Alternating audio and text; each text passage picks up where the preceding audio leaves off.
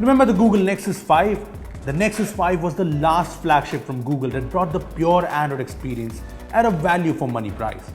A lot of other Nexus phones and Pixel phones have arrived after that, but they've all been very pricey and definitely not value for money.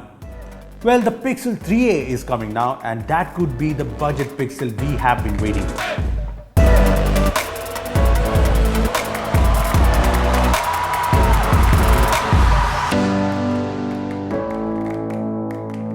Hey guys, this is Rupesh from Beebom.com, and with the affordable Pixel finally becoming a reality, it's time we take a closer look at the Pixel 3a, which just might be the perfect Pixel phone for India.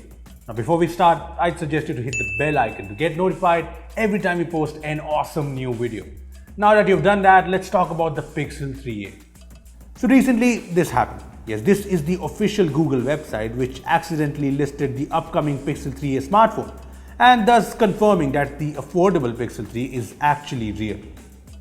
So yeah, the budget Pixel, previously known as the Pixel 3 Lite, is real. And like its more expensive siblings, the Pixel 3 and the Pixel 3 XL, the Pixel 3a has had a lot of leaks. So we pretty much know everything about the Pixel 3a and the 3a XL. So first of all, here's what the Pixel 3a and the 3a XL look like. Now these are leaked renders, but with so many leaks, this should be the Pixel 3a. And you know what? I like the fact that the 3a and the 3a XL don't have the hideous, awful notch from the Pixel 3 XL. And honestly, that's great, and honestly, that's a relief. I know they have a lot of bezels, but they are mid-ranges, so I don't mind them much. Apart from the large bezels, the Pixel 3a is a lot like the Pixel 3. It has the same two-tone glass back and basically the same design. But there's one thing that I really like about the Pixel 3a, and that's this.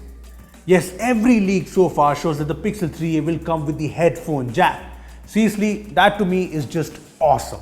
I'm just glad that Google is not skipping the headphone jack on a massy phone like this one. Now coming to the specs of the phones, take a look at the specs of the Pixel 3a and the Pixel 3a XL. So as you can see, the Pixel 3a and the 3a XL seem to have decent specs. Like the flagship Pixel 3 and 3 XL, the 3a and 3a XL have OLED displays, the same 8-megapixel front camera, and the same fantastic 12-megapixel rear camera. Even the battery size, the RAM and the storage sizes are similar. Now obviously, what makes the 3a a mid-ranger is the choice of the processor. So there's no top-of-the-line processor here. Instead, the Pixel 3a is rumored to come with a Snapdragon 670 processor, while the Pixel 3a XL is said to be coming with either the Snapdragon 730 or the same 670 as the 3a. So these processors are obviously no match to the Snapdragon 845 and the Snapdragon 855. And yeah, the performance on the Pixel 3a would not be flagship grade. But you know what truly excites me about the Pixel 3a? Well, it is the fact that the Pixel 3a is bringing things that no other mid-range phone has. And that is flagship grade camera performance, the Pixel software experience, and timely Android updates. No phone in the 20 to 30,000 price range offers this. And that's where the Pixel 3a seems like a great smartphone.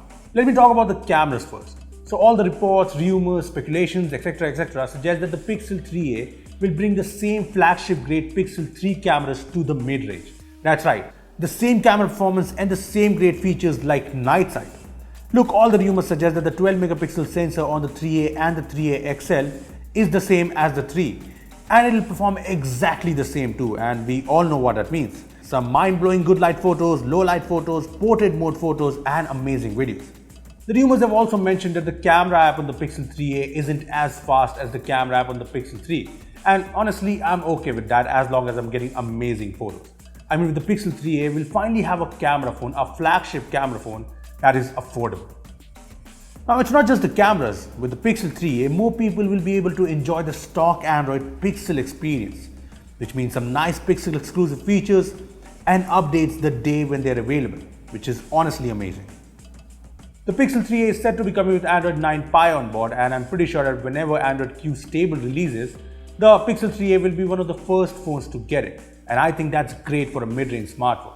Honestly, it's something I've always wanted on a mid-range smartphone. Now all this sounds amazing, a budget Pixel smartphone aimed at India that brings the flagship grade camera performance from the Pixel 3 and has the same software experience just sounds great.